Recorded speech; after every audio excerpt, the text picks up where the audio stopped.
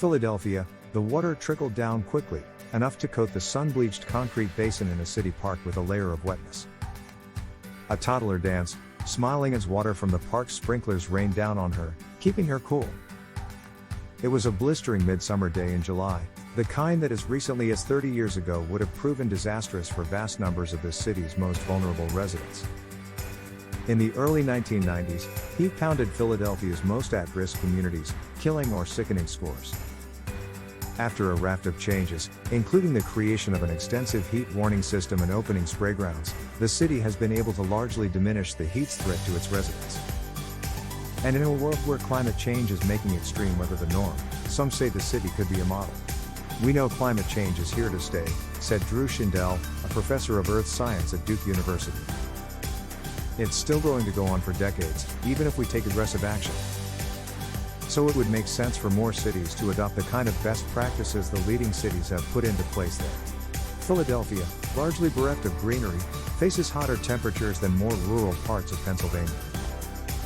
The red brick sidewalks and asphalt roadways that line the city's landscape absorb more heat than natural foliage, creating a heat island effect. Hot temperatures present a significant health risk, including the threat of heat stroke. When it's hot, your heart rate climbs. The body kicks into overdrive, producing sweat to help itself cool down.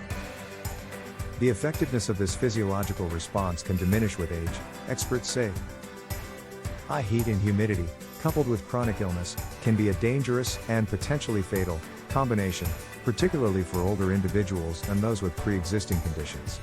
It's very different when you're on oxygen or you're on a diuretic or heart medicine or, you're a smoker or have existing heart disease, said Jay Lamary, an associate professor of emergency medicine at the University of Colorado School of Medicine. At that point, that physiological stressor is just enough to put you over into crisis. In summer 1993, Philadelphia reported 118 deaths, far more than other cities experiencing similarly sweltering conditions. Victims, many elderly and secluded, often weren't found for hours or days. Some didn't have air conditioning or had closed their windows at the time of their death, a potential indicator that heat may have played a role in exacerbating prior medical conditions, officials said. Nearly all of those deaths are preventable, said Christy Evey, professor in the Center for Health and the Global Environment at the University of Washington. At the time, most cities tended to label a death as heat-related only when signs of hypothermia, when body temperature becomes abnormally high, were evident. Philadelphia was an exception. All data is taken from the source, http://washingtonpost.com.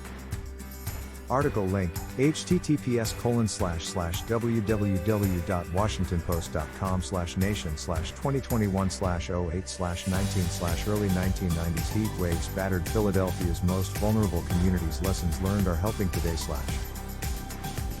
#heat #news story #world news today #king world news #news today Donald Trump #news today on #.